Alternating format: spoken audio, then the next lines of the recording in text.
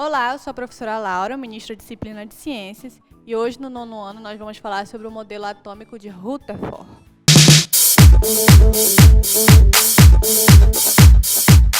Nas aulas passadas a gente viu que o modelo de Thomson ele era baseado nos raios catódicos, e eles foram importantes na descoberta de uma nova radiação, que é o raio-X.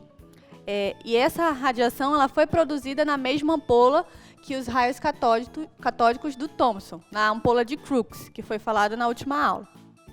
E essa descoberta ela foi considerada o primeiro processo da radioatividade. Ela foi importante para o estudo de outros cientistas, para eles poderem elaborar um modelo atômico.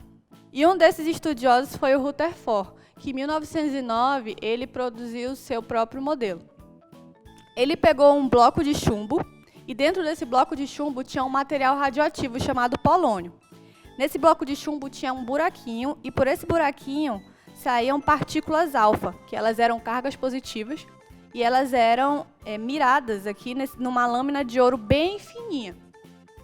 A ideia é que essas partículas elas fossem barradas por essa lâmina, que não foi o que aconteceu. Essas partículas passaram direto e algumas poucas sofreram um desvio. E essas que passaram direto, elas marcaram esse anteparo fluorescente, que é como se fosse um filme fotográfico. E o que o Rutherford concluiu com isso? Ele fez uma comparação e ele concluiu que o átomo ele é cheio de espaços vazios. E o que o Rutherford concluiu com esse experimento? Ele concluiu que o átomo ele é cheio de espaços vazios, já que as partículas elas conseguiam ultrapassar essa barreira da lâmina de ouro.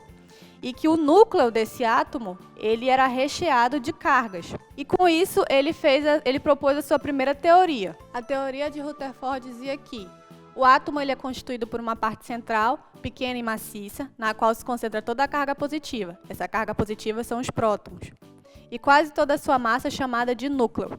Ou seja, o próton ele vai ficar no meio e vai ser carregado positivamente.